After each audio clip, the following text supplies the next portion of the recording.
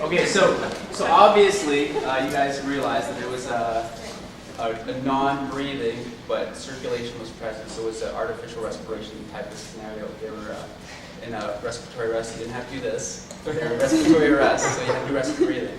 So the scenario was you would just do your scene survey, get into your primary.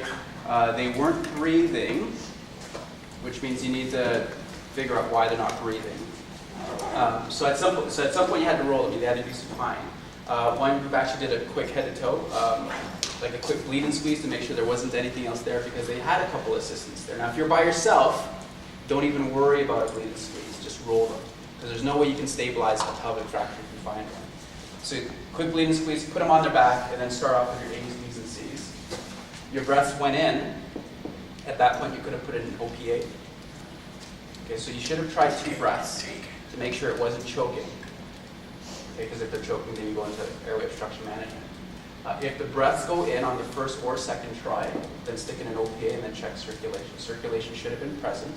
For the models, you should have just held your breath, and hopefully the therapist just picked it up without the models having to tell you that they're not breathing. Okay, so it's up to you to figure it out without anybody telling you that they're not breathing. So hopefully the models did a good job holding their breath at this point. Circulation was there, and then you should have verbalized that you're going to do rescue breathing. And we told the models that's when the scenario ends, when you said you were going to start rescue breathing. Okay. Any questions about how to manage that scenario first?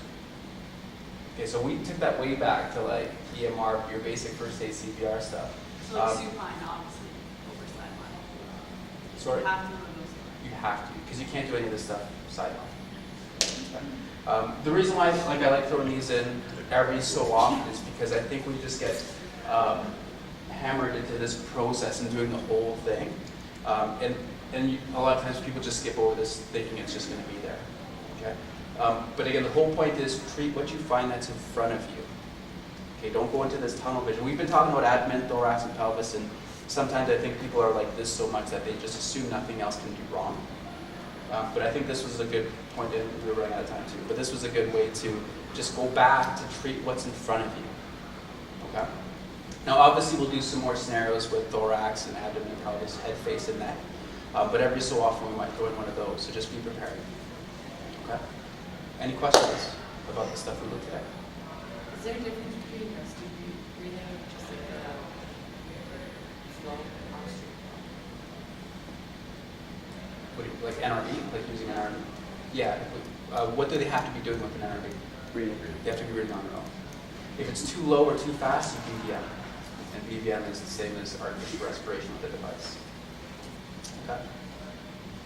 Any other questions? Your guest is here. Here's our guest. Okay, if you have any questions later on, then just email me, let me know. Otherwise, I will see you guys next week.